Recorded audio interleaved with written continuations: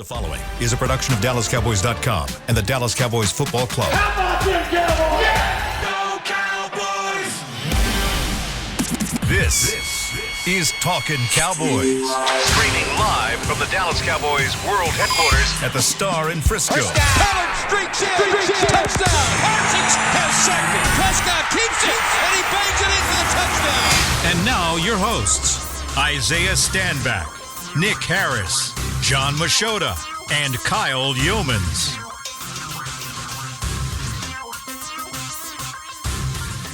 It's an off-season edition of Talking Cowboys presented by Black Rifle Coffee Company from the Star in Frisco, Texas, in the SWBC studios. Isaiah Stanback, John Machota, Nick Harris. I'm Kyle Yeomans. Chris Beam in the back. You still beating up about this? I wanted to beat my chest, but I realized that we have to save that until September. We can still say it with our chest on the show. Maybe August. We'll get some in training camp. Maybe. Okay. Yeah. You still a little down from everything? There's a lot going on in this building right now. Yeah. So I'm sure we'll get to that. A lot of things to talk about. I'm not sure if we're going to touch on them or not, but I'm a little down. Still disappointed. Still disappointed. Hasn't necessarily blown over yet. The rain doesn't help. You know, 45-degree weather, pouring down, raining. Feels like I'm back home in Seattle. This is a Seattle weather. Very much so. But, you know, like the rain doesn't bother you as much unless you've lost or are losing. So in this case, lost, past tense. And now you got to wait.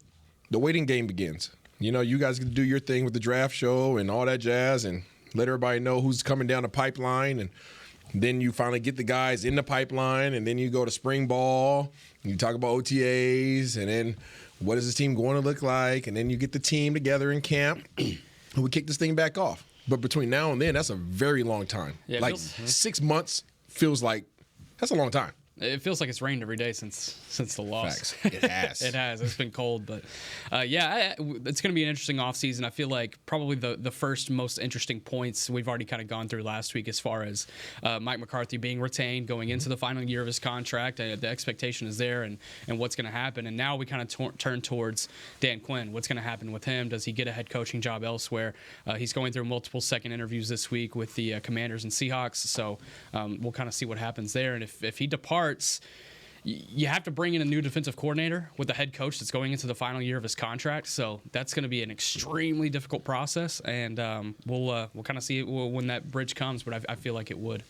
So for me, before I comment on any of that, I still am kind of into sports cards. I think I might have told you guys that before. Mm-hmm.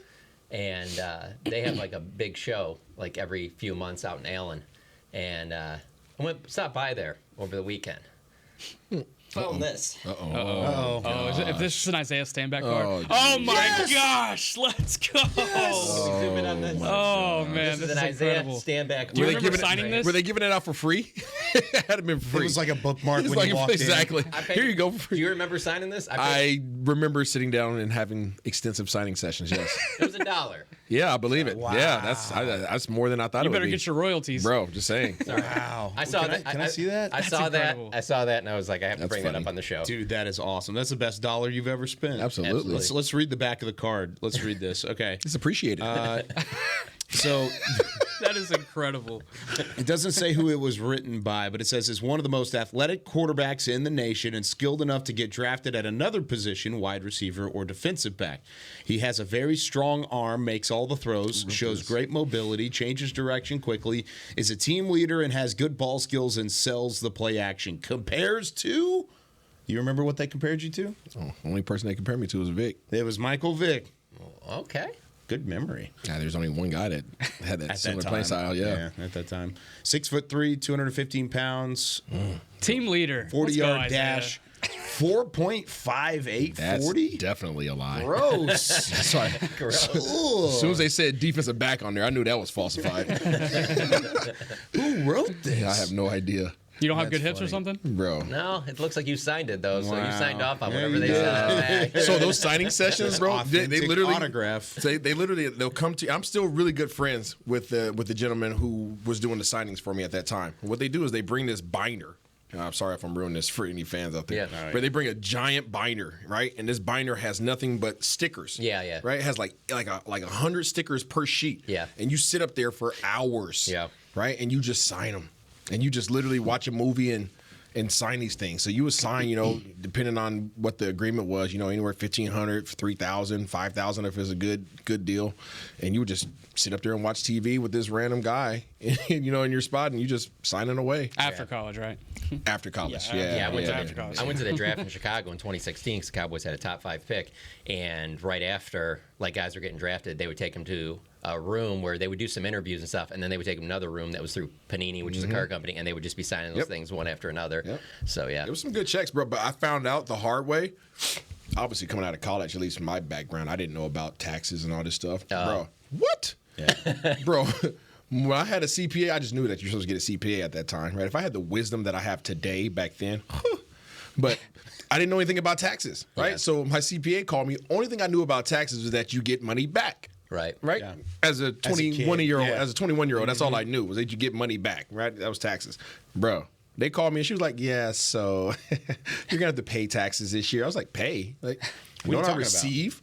Bro, she told me how much it was. I was sick to my stomach. Sick. Writing that check? There's no getting around that one. either. No, sir, Bob. Shout out to Panini. Bruh. It was good checks though. Yeah. Good times. That was fun. Back I when like people that. wanted my autograph. That's good.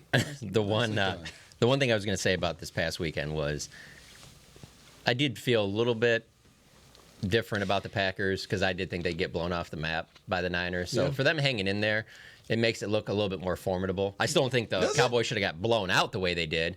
But I'm not speaking for the team or anybody else. I'm speaking for myself. Okay. I thought the Packers weren't even. I thought they were the worst team in the playoffs. And so for them to I agree. hang in there with the Niners, I was kind of surprised by that. But still, it's not an excuse for the Cowboys game. No, for sure. Yeah, and I think from the last time we were on this program specifically, because we were on the Joint podcast and we were on the Draft Show podcast talking about the retainment of Mike McCarthy, I don't think we've talked about really the impact that has here on really what that does moving forward. Because it's the first domino that needs to fall, but it's also not necessarily a domino falling at all, right? But so most people, I would assume, okay, I don't want to, push this on everybody people, in right? a Yeah, box. I don't want to put everybody in a box. But the reality is, when people think about switching defensive coordinators, I think you started to go down that path. It's not as simplistic as just changing the guy. It's not as simplistic as just changing the scheme. When you change the scheme, you change the personnel. And when you change the personnel, then you have to change how you approach the offseason. Now you have to go out there and get some guys that fit those molds that you need to fill. And you also have to go out there and whether it's in the draft or whether it's in free agency, the guys that are currently on this roster might not fit the mold of the potential incoming defensive coordinator. So that is change enough. And I was trying to get this point across when everybody was talking about trying to get rid of McCarthy. And I was like, no. Like, McCarthy's done a heck of a job. Let him stay. But also, you're going to have enough change just by changing one coach on this team. It's not just, potentially Dan Quinn leaves and somebody else comes in. That has a domino effect to you guys' point through the whole front office. Now, okay, whoever's coming in, do you run a 4-3? Do you run a 3-4? All right, Dan Quinn runs pretty much dime all day. Now we don't need as many defensive backs. Maybe we need to bring in more linebackers. Now we need 5 or 6 linebackers on the roster that are ready to go. Maybe we need bigger 3 techniques instead of having speed guys up front. So it changes absolutely everything, even just on one side of the ball. One What decision. if that coach doesn't change? What if that coach is back because that coach doesn't get at those head coaching? No, jobs? for sure. No, that's awesome, right? That's best case scenario. But I'm saying, like, A lot of people don't think that way. People don't think that way. People Yeah. are like, okay, whatever. Dan Quinn leaves. Okay, bring somebody else in. It's like, it's not that simple. Like, it's really not that simple. Like, there is literally a domino effect that goes from if Dan Quinn leaves. Now your next guy, you're going to try to get somebody that is as close to Dan Quinn because now you don't have to make as many personnel changes. Yeah, I would also say with whoever that new, if there is a new DC, that's what they get for playing like that. So if you have to adjust as defensive players to a different scheme or a different style, well, I don't understand why you just run it back and you're just building, like why you're sitting there feeling like, well, now I'm a little uncomfortable in this. I think everybody was uncomfortable watching that game. So there should be some changes made. And even if it is the same DC, they have to get bigger. Agreed. There has to be, it can't just be, no, this is good. That was just an outlier. Let's just run every single thing about this back. I think some change would be good. They have to get bigger. I think that's Yes. priority number one. Before scheme, before anything, before experience, free agents, whatever, they got to get bigger. Yeah. You saw that on all three levels impact them. In the Packers game, the Bills game, the Niners game, every game that they lost drastically, it was because they were just over-physical completely. Agreed. Well, and I think that's part of the disappointment from Cowboys fans if they're looking at this coaching staff and they're seeing Mike McCarthy back. So check that box. Dan Quinn back, that's yet to be seen. He's still in the middle of interviewing on multiple process. But, I mean, Is that taking longer than you expected? yeah, no. It is for me, but I think it's just because of the big names that are involved around the coaching search. That's why initially I thought it would take a little bit longer because teams will mull over their options. But also, I think there's a legitimate worry about what happened last against game. Green Bay. Yeah, I think so. I think there's a legitimate worry, about teams running the ball effectively against Dan Quinn and having that extra element and that extra, I guess, feather in his cap taken away. Understood. Because if he could stop the run and you have all these other numbers, then it's not even a question. Go hire him. He's the best defensive coordinator in football. What if you have to factor in what else happens in the playoffs? Because what if you sit there and, you might be set on a guy, but then all of a sudden, I don't expect this to happen, but if the Lions won the Super Bowl, I think Ben Johnson's worth more than Washington. I think he deserves a better job than that. To be the offensive coordinator of a Detroit Lions team that won the Super Bowl, I don't know if I'm settling for Commanders. Yeah. I would want something. I mean, because that's been the job that he's been linked to ever since. You know, he interviewed with Carolina last year, then he's interviewed with them again, and then Washington. But I'm just kind of like, if you were one of those, just like, the Eagles coordinators, you get to Super Bowl, there might be even a better job out there. A team that might not have been as interested in you is like, well, hold on. Let's make sure we get the best possible person. Because, I don't know, maybe I'm just speaking for myself, but if you offer me Seattle or you offer me Washington, it's not really that close. At all. Going to Seattle. Yeah. So I think there's ways that this has taken longer than it needs to or that was anticipated for Dan Quinn, but for the most part, this is right around the timing that you would anticipate too. Plus, I think Dan Quinn probably anticipated playing at least into the divisional round. Maybe a little bit further too. I'm honestly very surprised that it's taking this long, and I truly believe that last game had a negative impact on his ability to sign quickly. Well, it's definitely if he an was interview going to. question. I mean, I don't want to say that he's definitely leaving. I think there's a high probability that he leaves, but I don't know. Sure. Right? Obviously, none of us sitting here know. But I believe that had that game gone a little differently, that I expected him to sign with a team a day or two later. That was my expectation. Like, I thought as soon as that was over, all right, he's gone. But it hasn't been that. And yes, I think in part because of the viable options that are out there, but I also think that Green Bay game, to your point, left a huge stain on what Dan Quinn has done, all the good that he's done. People were like, oh, okay, we know you've been good. But that Super Bowl and that last game that you have with the Cowboys, those two games, oh, my gosh, forget everything else good that you've done, but those two games are glaring. Well, look at the way the Cowboys nation has reacted, and it's deservedly so. I mean, it was a bad outing. You gave up 41 points to Green Bay. Mm-hmm. But the impact that he's had on this defense on this team is insane. It's insane. I mean, that's to play to your point initially in this segment, whenever you were talking about you can't just go grab another guy and just expect it to be the same and expect to have that same sort of mentality and that same sort of effort, that same sort of structure. Mike Nolan. That's the only thing I have to say is Mike Nolan. If you were around in 2020, which I hope you were if you're a Cowboys fan, Mike Nolan was not very good for you. And you brought in Dan Quinn, and he flipped that thing on its head and made them one of the most effective defenses in football. Also a good job to follow, though. You want to be the DC following that. Sure. You don't want to be the head coach following Nick Saban. You want to be the DC that's following what you just talked about. Yeah. So there's elements to it, but I think if you bring back Mike McCarthy and Dan Quinn, Nick it's got to go. You got to go straight into building this roster and going all in, pushing your chips in somehow, some way, because to John's point earlier, you can't just run it back. Yeah, you look at the free agents that are on the defensive side of the ball and the guys that they're most likely going to have to replace. And you look at what they can do as far as extensions with Dak and CD and making some room. I think they would have to get aggressive in free agency. They would have to. And being able to stack up that defensive side of the ball, add some size.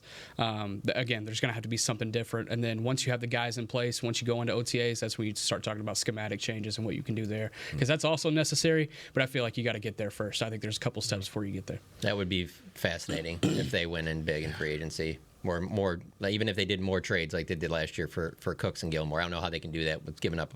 They're already kind of limited in draft capital, but to make it those aggressive moves, I mean, that's something we haven't seen in over a decade. Do you think that you see more of that, or you think they revert back to the old ways? I think they try. I really do. I mean, you look at everything that's on the table right now. Jerry Jones is in his early 80s. Mike McCarthy's going into his final season of his contract. I mean, there's going to be who at the table says, "Nah, let's not." Do you think it's desperation at this point?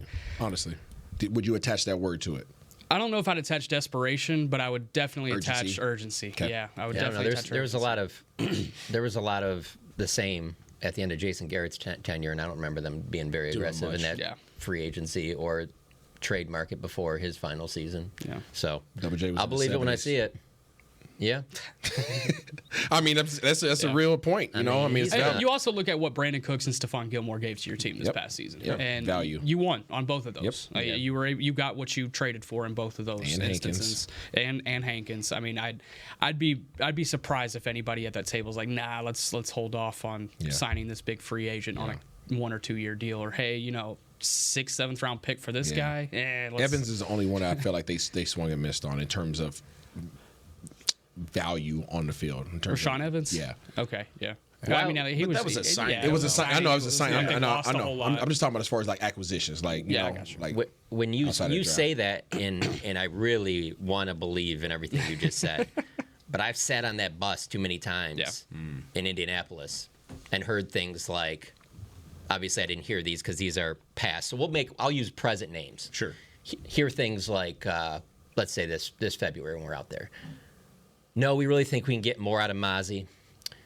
No, I think another year with these like smaller linebackers, we can build with this. This will be their second year in the system. I've heard a lot of that. So again, I mean, I hope you're right. I would love that. That would be fascinating. Second year of Mike McCarthy's play calling. 100%. I mean, there's going to be things there's like going to that. be some spin. Joe, so. we could put 20 pounds on you. Let's get after it, John. We can make it work. Marquise Bell needs to be a safety next year if we're talking linebackers, by the way. He's got to be a safety. Love Marquise Bell. Did a fantastic job.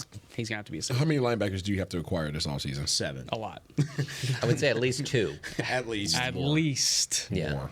At the very least. Because, I I want mean, you get legitimate Overshown back, so you're linebackers. already getting 1 back. So you have to. adding 3 to the room, if you add 2 more. Let's just most likely, okay. Yeah. Van Der Esch is probably shutting it down. If I had to assume. Yeah. I don't know if I'm going to assume anything with him. I don't wanna- because I'm not in the medical tent. I'm not in the medical tent. tent. All right, let's put it like We'll this. just speak if I hypothetically am if it Van Der is. Esch, if Yeah. I'm Van Der Esch, I'm shutting it down. Yeah. Okay, so I'm speaking from my personal There you go. outlook. I would shut it down because it's just not worth it from my perspective. Okay, so if we were taking my perspective on that, But what if you were all right, sitting at you've home? got then one you have 2 linebacker. linebackers, Overshown and Damone. But what if you were sitting at home after you made that decision and they win the Super Bowl the next year? Then you should have been a scout or somebody helping on the front office. Hop in the coaching staff. I love hypotheticals, so I just like throwing them. No, Especially when I don't have to answer them. I've had teammates that have had some serious neck injuries and they shut it down. Oh yeah, no, it's serious. I've had especially multiple. for that position. I've had my boy Lockett in Seattle, Big Cam in Seattle. Those guys had neck injuries and they shut it down. They wanted to play more, right? They wanted to play more. They could have came back. Wasn't worth the risk. Yeah. There's certainly an aspect to it. And linebackers is a circled position. But when we come back here on Talking Cowboys, we're going to open up the phone lines. I want to talk to Cowboys Nation. Woo, call them. Our first offseason episode. We haven't gotten to hear from them yet. 888-855-2297. You can also shoot us a text at 817-290-3298. My question for you, Cowboys Nation, today, what is your plan moving forward? This could get dangerous, but what is your plan moving forward for the Cowboys? We're going to see if it would work, if it's possible, what we think about it here on the show. When we come back, more Talking Cowboys right after this. Todd thought it would be secure to jog in the cheetah savanna. Todd believed the big cat repellent he bought online was reliable.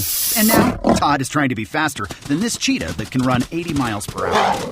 But the good news is, Todd has AT&T 5G that is fast, reliable, and secure. And he learned the best thing to do is stop running and toss her the backpack with the beef stew. AT&T 5G. Fast, reliable, secure. It's not complicated. 5G requires compatible plan and device. 5G may not be available in your area. See att.com/5G for you for details. Black Rifle Coffee Company serves premium coffee to people who love America.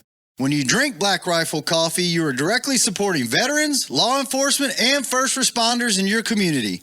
Black Rifle's expert roasters love coffee almost as much as Texas loves football, so it makes sense that America's Coffee partnered with America's team. Go online at blackriflecoffee.com and fuel up with the official coffee of the Dallas Cowboys. That's blackriflecoffee.com to fuel up today. Cowboys fans, after that move, we've just coined the term Rowdy Replay. Let's roll back the tape. Okay, there's our mascot Rowdy cheering on the boys, and now he's on his phone, on his Bank of America mobile banking app? Staying on top of his finances with his virtual financial assistant, Erica. Bank of America's digital tools are so impressive. Cowboys fans just can't stop banking. Learn more at bankofamerica.com/can't-stop-banking. Erica is only available in the English language. You must download the latest version of the mobile banking app, only available on select mobile devices. Message and data rates may apply. Member FDIC. Welcome back into Dear Doctor, the show where I answer life's questions with an ice-cold can of Dr. Pepper. Sheila, let's hear from our next caller, would you? Dear Doctor, my friend supported me during a tough time, but what's the right gift that says, thanks for being a shoulder to cry on? Okay, this one's easy. I say give her a delicious Dr. Pepper. Nothing says, thanks, girl, better than a one-of-a-kind soda. Yes, any Dr. Pepper flavor will do. Now, just a reminder that I don't need to be a real doctor to know that Dr. Pepper is the one you deserve.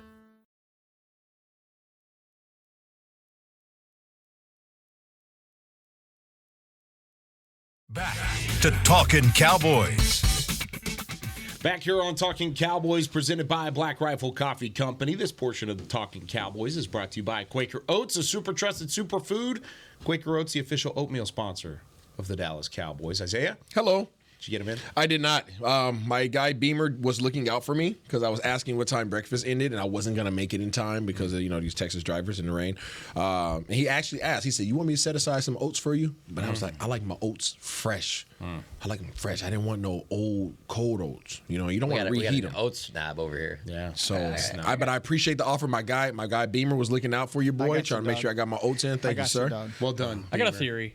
What's up? Every time it does rain, Isaiah's a little bit late getting in. Facts. He's always blaming it on the Texas No. drivers. Today was me. Today was me. Keep going. Today was me. Keep going. No, today was me. Bring it. But he's the one that's always late on rainy days. interesting. I was I'm just laying drifting. facts. I was drifting on the exit ramp. Okay, that's what I do. I'm Need for Speed. Well, like I said, this is always the part of the movie where it's like he's saying this, but then the split screen is like all the accidents he caused behind him. He's tooling along and no big deal. Meanwhile, there's just carnage and wreckage and fire and everything. If I had an e-brake, I was definitely pulling that joint up the ramp. So your Cybertruck doesn't turn into a boat during these? No. Like a jet ski during these? Electricity doesn't really do well in water. No, but if Ford wants to give your boy a Lightning, I would gladly make it drive that work. thing. Absolutely. I need a minivan first. So yes, you do. Yeah. You need 6 seats, buddy. You need a Sprinter van. That's fair. I almost got one of those. I love those. Yeah. All right, we've got some phone calls to get to here in a couple of moments. 888-855-2297. Chris Beam, the mastermind, is answering the phones in the back. Between now and then, I'm going to answer some of these text messages. This one's from Tolly in Killeen. Says, do you believe that we need to take a step back, making a scheme change and personnel change to be more successful moving into this offseason? So scheme change, personnel changes, which one do you feel like would be more successful? Oh, for me, personnel. And when I mean changes, I mean just add to that offensive line.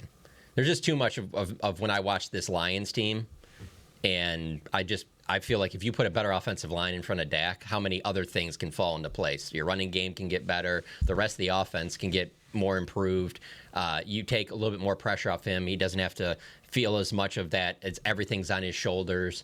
I think that would be a huge advancement for the offense, is if you could improve the offensive line this offseason. Do you feel that it's more personnel oriented, or do you feel like it's more in a mentality / identity? Let's go hand in hand, though. Like a culture? I mean, that is part of personality. I'm just a big... Part of it, sometimes there's a physical inability to execute your assignment. Yeah. I think health is the bigger thing for me. There's just too many times there's the last few years where it's just always a revolving door with something on the offensive line. I'm talking about if you can get at least 4 out of the 5 starting every single week together. I mean, you'd like it to be all 5. I just think good things will eventually happen. It rarely has happened here. So does that mean you're moving on from Tyron Smith this offseason as a free agent? Because he's kind of been a part of that revolving door. Yeah, no, that's certainly possible. But, yeah, as I'm sitting here today, my focus is getting an offensive lineman early in this draft, and so I figure that will figure some of this out, So Jordan Morgan. What do you think? Yeah, I think it's kind of different on both sides of the wall. We talked about the defensive side in the previous segment. I think there's changes you have to make with both scheme and personnel on defensive side. Yeah. Offensive side, I really don't feel like there's a schematic change you really need to make. That major schematic change that you need to make. I do. You look at what Mike McCarthy did in his first year as a play caller. He set up Dak to be able to succeed in the way he did. Was he able to perform against bad teams? Absolutely. It was phenomenal. Yeah. Was he able to perform against good teams? No. But I think when you look at the product and you take away the star on the helmet, you take away the characters involved, you look at everything that happened on the field, and you look at with the production, you look at where Dak's going to finish in the MVP race and so on and so forth. In a first year as an offense, you run that back. And obviously, I mean, you throw some different things in. I'm not saying, like, don't change anything. Keep the same playbook. Yeah, like we were just talking about how they're probably going to have to change cadence next year. Correct. I mean, it is what it is. But I don't think there's as much of a schematic change needed offensively as you need on the defensive side. I totally agree with you in that regard. I think offensively, if you are unable to address your personnel on the front offensive line, then you have to change some things schematically for you to have a more effective running game. If you're able to change out some of your personnel, right, and improve in that regard, then I think you can keep your same scheme because you'll be able to execute better. That's my outlook on the offense. Passing game, I'm good with it.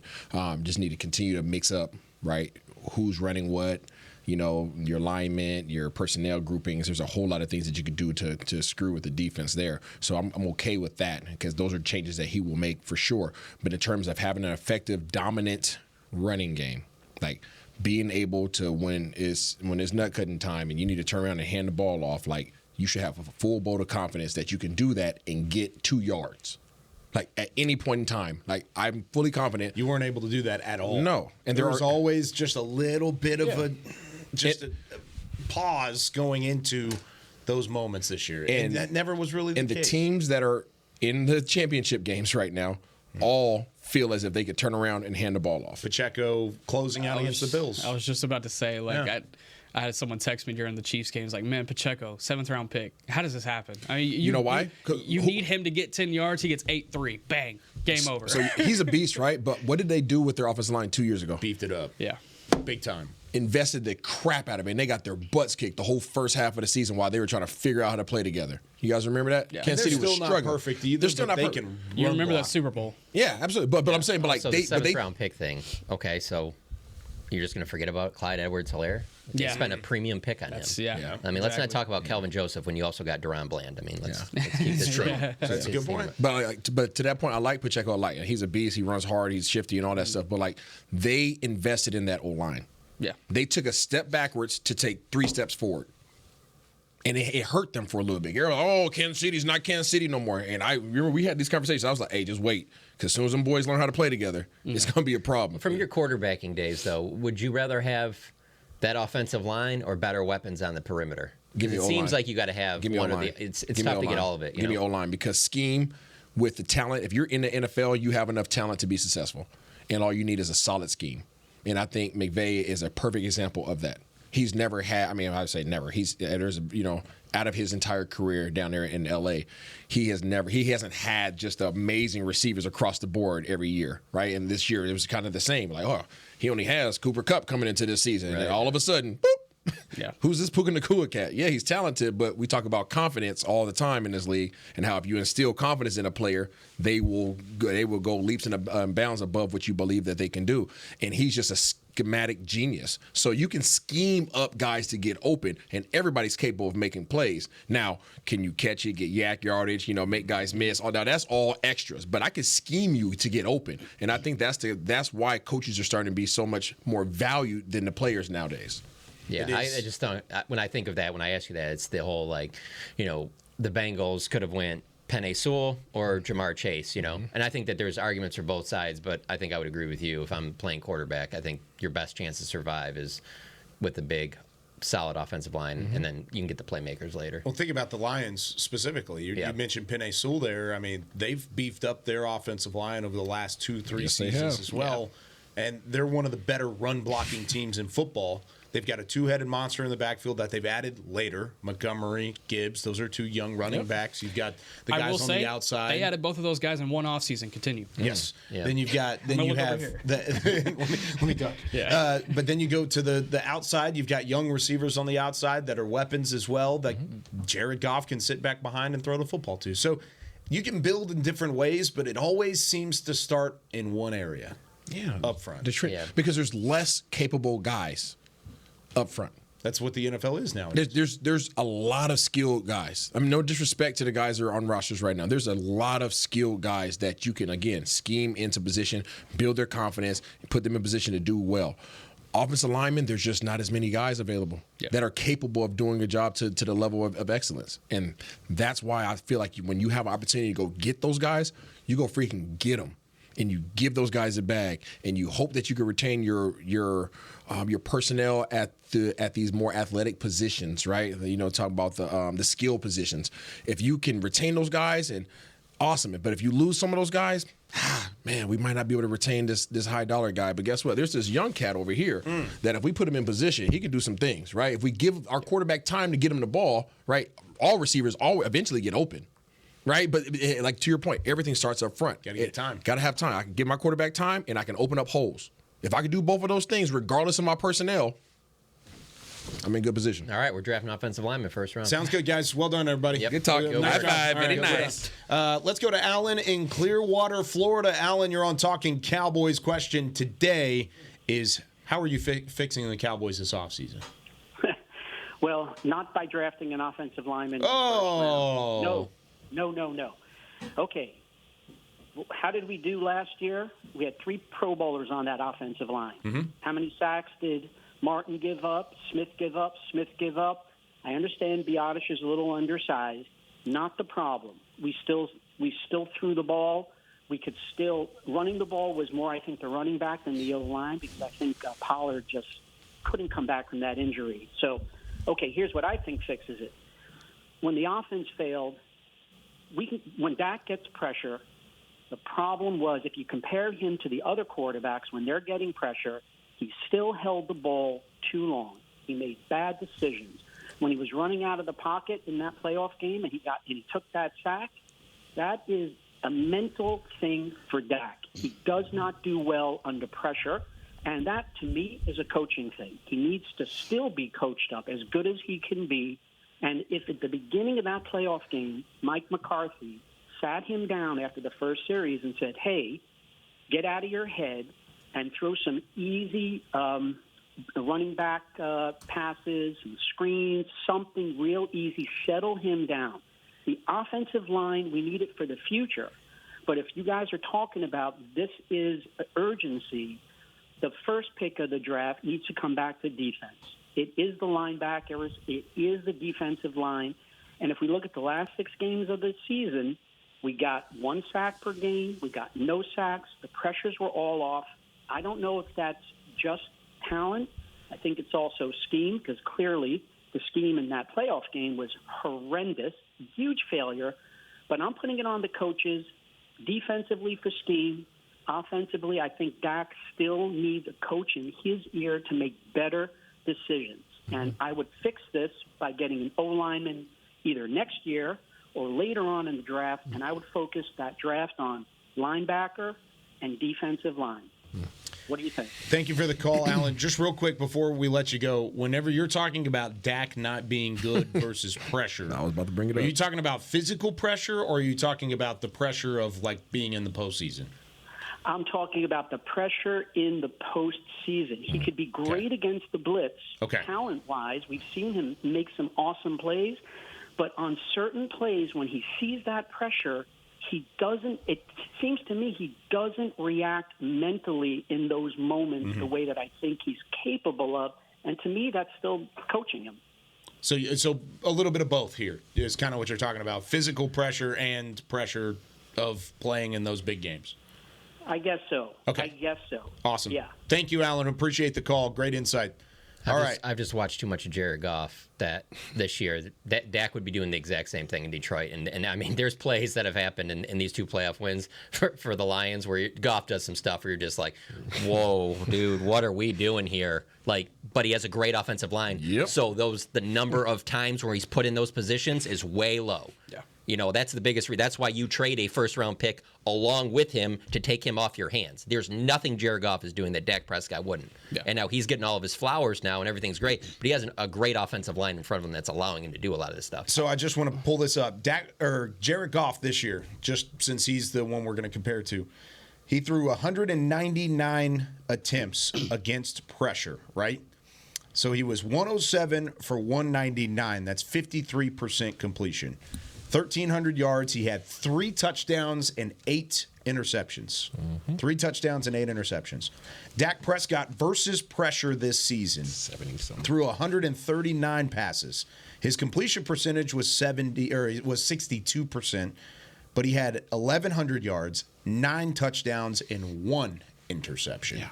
He was actually more prone to throwing an interception without pressure. Yep. Than he would have under pressure. He had 27 touchdowns without pressure. 8 of his 9 interceptions came when there was no pressure in the pocket. I think the best thing that would help him, like I said, the offensive line improving, because I also think it's just not about the passing game. I think what that could do for your running game. Because I'm of the belief that you're going to take a running back somewhere within the first few rounds.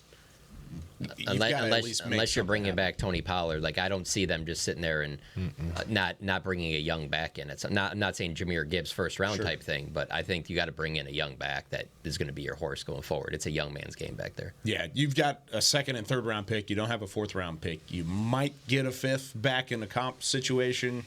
So you're talking 3rd, 5th, and then possibly 6th as when you would probably want to draft a running back. You don't want that to happen, Isaiah? No, just a couple of things with the caller. I agree and disagree with some of the things that you said. I've been beating the table for some years now. I think ever since I got in here to bring John Kitna back to coach up Dak Prescott. I don't know if that's something that's feasible, but I think that's when Dak made his most greatest jumps in terms of. I know. I just have PTSD from him as a high school coach. Oh my God! All right, go ahead. Yeah, but he was great with Dak. Right? I don't know what he's doing there, but he was great with Dak. You think Dak was better then than he is now? I think that he was held more accountable. I mean, the season's ended the same way, so I don't know think that he was held more accountable. Just from stuff that I know. Yeah. So I'm in favor of that. I do think he needs more coaching in that regard, in those situations, more so pros versus cons. He does very well against pressure, physical pressure. So I knew my mind went there immediately. We were around each other too much. Yeah. But he does very well against pressure. It's the risk versus reward decisions that he has to get better at, right? And that's all situational. That's watching film. That's watching other quarterback situations. What happens down, 3 drives from now? What happens 2 quarters from now if you make this decision versus this, right? Like thinking ahead of where you're currently at. In terms of you not wanting to get offensive lineman, everything gets better. Everything is better. Everything that you want to do offensively gets better if you have a dominant offensive line. And again, point to those teams that are in the playoffs right now, in those divisional championship games, right? Those conference championship games, they all have solid O-lines. Every single one of them. Random thought off of that too, though. Another one that always stands out, and this isn't just this year, but this year for sure. Like most of these teams have pretty good tight ends too. Yeah. Like and Baltimore just got stronger because they got Andrews back. And a little bit to the offensive line point, I don't think it's as easy as people think to just like, oh yeah, just go find the next whoever. It's kind of because the offensive line thing too, where it's hard to find a college tight end that also blocks on the is well enough to make that transition. Whereas I think that's what Mike McCarthy saw in Jake Ferguson. It's like, yeah, he's a lot of blocking. Same thing when they drafted Dalton Schultz, a lot of blocking you saw at Stanford, and then the passing game kind of came with that. But it's like it had to start with, we got to get someone that can block and be able to do that, as not just be another wide receiver, but that position is valuable too. And obviously the Cowboys look like they got to go. They're an extension of the offensive line. Yeah. Your tight end is an extension of the O-line. A lot of times, especially when you're running 2 tight end sets, your main tight end who has his hand in the ground has to be able to move defensive ends off the ball, or at least be able to have combo blocks and have good technique. So that stuff's important. So offensively, yes, O-line, I believe, needs to be addressed immediately. Yeah. And then defensively, I think I don't think that you have to draft a defensive lineman, but I think you need to be aggressive in free agency. You have to draft a linebacker. But I think you draft a linebacker. No, would you do that in the first round? What's that? A linebacker in the first round? No. I would take him in the second. No. I'd be happy taking a linebacker in the second round. There's a good crop of linebackers. I wouldn't be angry. Yeah. I wouldn't be angry. But I need O-line in the first. Said the same thing last year this time around. Yeah. Need an O-lineman in the first. I wouldn't be angry I wouldn't be angry with a linebacker in the second as long as you get your D lineman in free agency. Fred Warner was drafted in the third. Just find the next Fred Warner in the third. It's so easy. So easy. Problem solved. I'm not. When it comes to all the second round, third round, like just get the positions that you need to get, right, and make sure that they fit. Forget all this draft value. Let's just go get. I mean, the sometimes, guys. a lot of times, right, it holds true, but sometimes it doesn't, right? Sometimes you find some guys, if you do your research and they work in your system, there's things that will work for you that wouldn't work for other guys, so they're not valued as much as others in terms of Bland. Yeah, that's a big one. All right, we got to take our second break. When we come back, we're going to answer another phone call, maybe some text messages. Talking Cowboys returns in a moment. They say champions are remembered, but legends are never forgotten. United Ag & Turf offers a winning lineup of John Deere equipment built to tackle any challenge on and off the field. Legendary John Deere tractors, combines, residential mowers, commercial mowers, compact construction equipment, Gator utility vehicles, and a full line of golf and sports turf equipment. United Ag & Turf, the official Ag & Turf equipment supplier of the Dallas Cowboys. Visit UnitedAgAndTurf.com to find a location near you. Are you ready to take coffee off your grocery list forever? Black Rifle Coffee Club is here to help. As a coffee club member, you'll get your favorite coffees roasted, packaged, and shipped to your door free of charge on your preferred schedule. Set it, forget it, and never run low on coffee again. Members also get exclusive deals on coffee, products, and discounts from partner brands. Ease your mind and let Black Rifle worry about your coffee supply. Go to blackriflecoffee.com to join the coffee club today. It's the official men's skincare brand of the Dallas Cowboys, Jack Black. And right now, Cowboys fans can get 15% off their $75 order. Plus, because every deal needs a playmaker, your order will include a free 5-piece skincare set and free shipping. The Jack Black Playmaker is 4 of Jack's favorites and a full-sized intense therapy lip balm. Make a play for the Playmaker at getjackblack.com/Cowboys with the code CowboysVIP. That's getjackblack.com/Cowboys with the code CowboysVIP. Todd thought it would be secure to jog in the cheetah savanna. Todd believed the big cat repellent he bought online was reliable. And now, Todd is trying to be faster than this cheetah that can run 80 miles per hour. But the good news is, Todd has AT&T 5G that is fast, reliable, and secure. And he learned the best thing to do is stop running and toss her the backpack with the beef stew. AT&T 5G. Fast, reliable, secure. It's not complicated. 5G requires compatible plan and device. 5G may not be available in your area. See att.com/5G for you for details. Back to Talkin Cowboys. Back here on Talking Cowboys, this segment is brought to you by Invisalign, the official smile of the Dallas Cowboys. Off-season edition, Isaiah Stanback, John Machota, Nick Harris. We've got Chris Beam in the back. I'm Kyle Yeomans. We're taking your phone calls.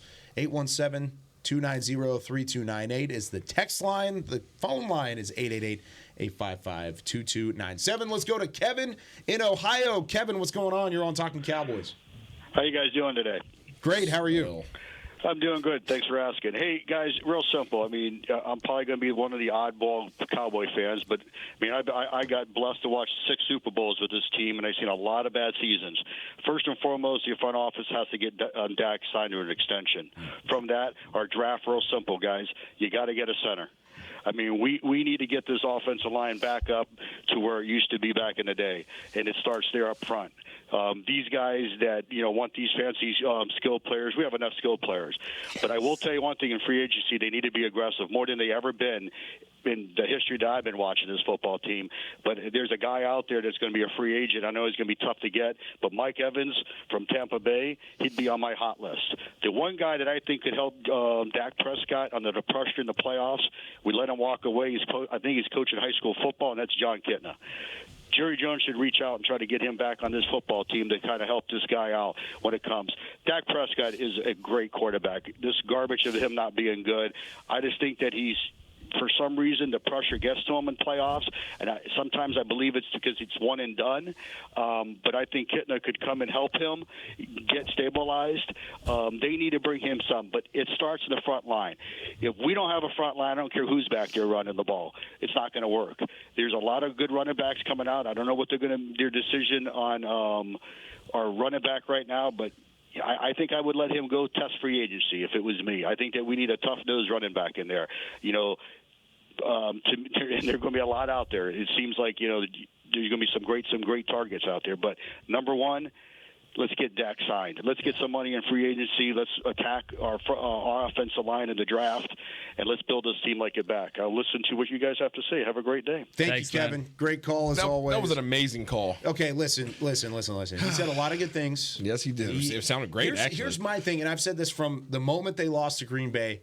I want a plan. I don't really – I want some sort of hard-nosed, structured plan to revamp this roster. That was a hard-nosed, restructured plan, so I like it. I like it.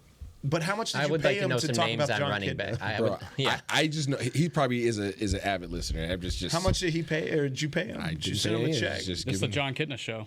Just dropping knowledge, man. I'd like to know some names on running backs, though.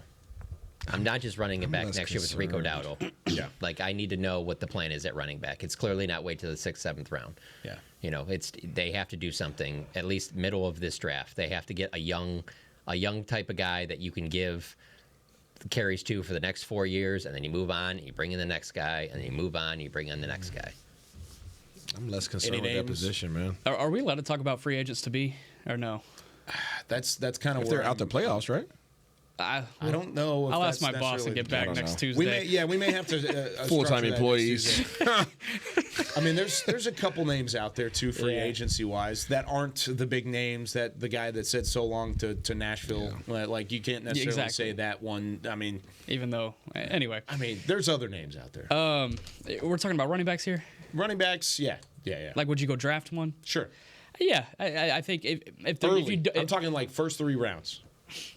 If you can't get your guy that you want in free agency, your guy, then you go draft one in like the 3rd or 5th round. Is that guy that you want though gonna stick around? Running back, dude. I thought it'd be more like There's too many other positions that have to be addressed. Like I just don't feel running back is a have to be addressed because I don't care what running back you get. I'm with you, but you still have to address it. No, I'm saying, but it's not something that you use a draft pick on. You know what I'm saying? I don't think that you use it. Then? There's going to be a gazillion free agent running backs out there. I'm saying the free agency doesn't work. That's what I said. Yeah, but I'm saying, but there's going to be. You got to go draft. There's going to be a free agent running back that you can plug and play. If you have a dominant O line, it doesn't matter. Like there's not that many running backs in this league that are just absolute playmakers. There's just not. Name me 5 running backs that you can say I give him the ball and no matter what happens, like he's going to shake the first person. Bijan Robinson. Isaiah Pacheco, apparently. Yeah, apparently. You got Tony Pollard late. Jahmyr Gibbs. 4th round pick. Yeah.